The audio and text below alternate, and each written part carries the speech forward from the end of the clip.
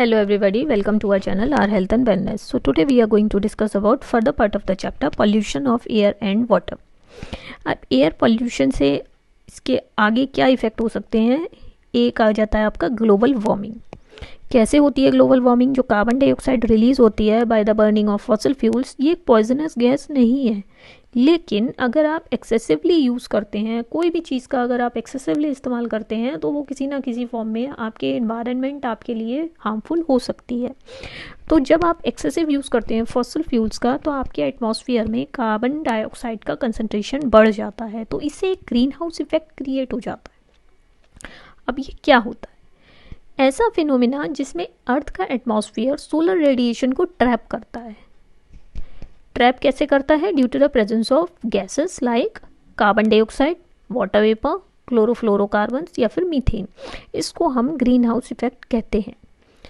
अगर हमारा natural green house effect नहीं होता तो हमारे अर्थ की सरफेस इतनी ठंडी होती कि हमारी लाइफ सस्टेन नहीं हो सकती थी, लेकिन ये सब नेचुरल लिमिट से ज़्यादा बढ़ता जा रहा है, जिससे हमारे अर्थ का एवरेज टेम्परेचर राइज हो गया है। तो इससे क्या हो रहा है, ग्लोबली जो अर्थ का टेम्परेचर राइज हो गया है, जिसको हम ग्लोबल वार्मिंग कहते हैं।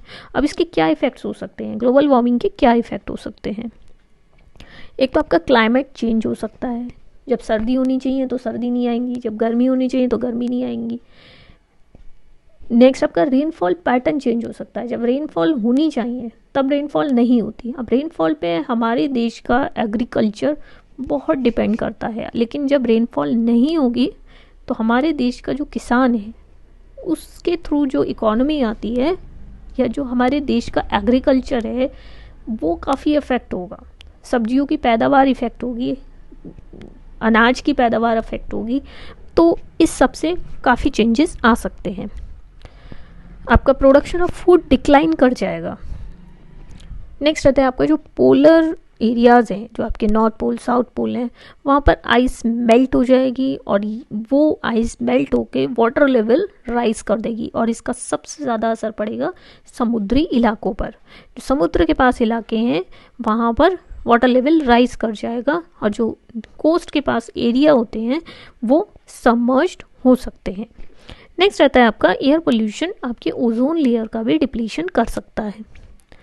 अब हमें ये पता है कि जो ओजोन गैस है वो एक लेयर बनाती है इन द स्ट्रेटोस्फीयर।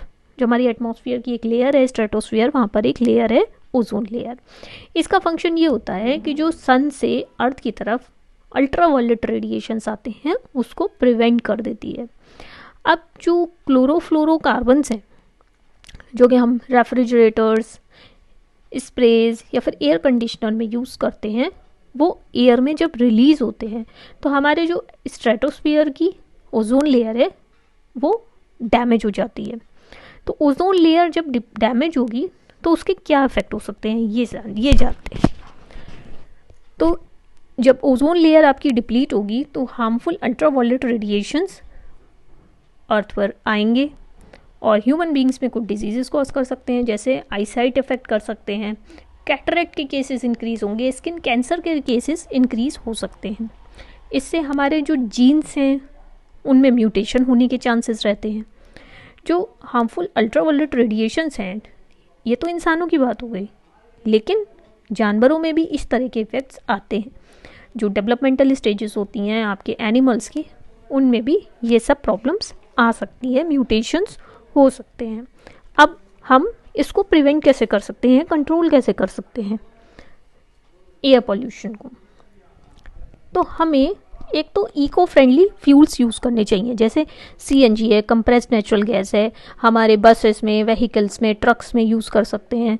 इसमें मीथेन होती है जो कि जब बर्न होती है, जब उसका कंबशन होता है तो पॉल्यूटेंट्स कंपैरेटिवली कम क्वांटिटी में रिलीज़ होते हैं जितने कि आपके कोल या पेट्रोल के बर्निंग पर होते हैं।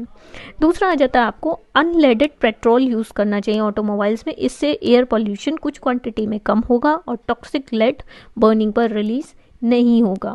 हमें मॉडर्न ऑटोमोबाइल इंजन्स का यूज़ करना चाहिए। उनका फ़ायदा ये होता है कि आपके फ्यूल का कंप्लीट कंबशन होता है।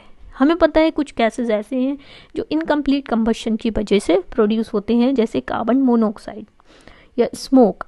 तो कम से कम हम मॉडर्न ऑटोमोबाइल इंजन्स का यूज़ करके एटमॉस्फेयर में स्मोक या कार्बन मोनोऑक्साइड की क्वांटिटी तो कुछ कम कर पाएंगे। नेक्स्ट आता है हमारा, हमें अपने व्हीकल्स का एक रेगुलर पोल्यूशन चेकअप करना चाहिए, ज़रूरी होना चाहिए, इट शुड बी कंपल्सरी। हमें पेड़ों को बचाने के लिए रिसाइकल्ड पेपर का इस्तेमाल करना चाहिए। हमें ज़्यादा से ज़्यादा पेड़ों को ग्रो करना चाहिए, ज़्यादा से ज़्यादा प्लांट्स को प्लांट करना चाहिए, ताकि जो इंक्रीजिंग ग्रीन हाउस इफेक्ट है उसको कम किया जा सके। क्योंकि हम जानते हैं प्लांट्स कार्बन डाइऑक्साइड को फोटोसिंथेसिस के लिए यूज़ करते हैं, जो कि एक ग्रीन हाउस गैस है। हमें वुड, कोल या केरोसिन को कंपैरेटिवली क्लीन फ्यूल से रिप्लेस करना चाहिए, जिससे एटमॉस्फेयर में पॉल्यूटेंट्स की क्वांटिटी कम हो जाए। हमें ऑटोमोबाइल्स में कैटालिटिक कन्वर्टर्स का यूज़ करना चाहिए, जो कि हार्मफुल गैसेस को हार्मलेस गैसेस में कन्वर्ट कर देते हैं। कुछ पब्लिक अवेयरनेस कैंपेन्स को ऑर्गेनाइज करना चाहिए, ताकि लोगों को जागरूकता फैले, लोगों में जागरूकता फैले, लोग जाने कि एयर पोल्यूशन के क्या हार्मफुल इफेक्ट हो सकते हैं और इससे कितना नुकसान हो सकता है हमको। हम अल्टीमेटली खुद को ही डिस्ट्रॉय करने में लगे हुए हैं। इन सब से हम किसका डिस्ट्रक्शन कर रहे हैं? हम ह्यूमैनिटी का डिस्ट्रक्शन कर रहे हैं, लेकिन इस चीज़ को हम रियलाइज़ नहीं कर पा रहे हैं। नेक्स्ट होता है आपका, पब्लिक ट्रांसपोर्ट का यूज़ करना चाहिए, ज़्यादा से ज़्यादा पब्लिक ट्रांसपोर्ट का यूज़ करना चाहिए। अगर 50 इंडिविजुअल्स हैं, सब अपने अपने कार्स में जाएंगे तो कितना डीजल, कितना पेट्रोल खर्च होगा।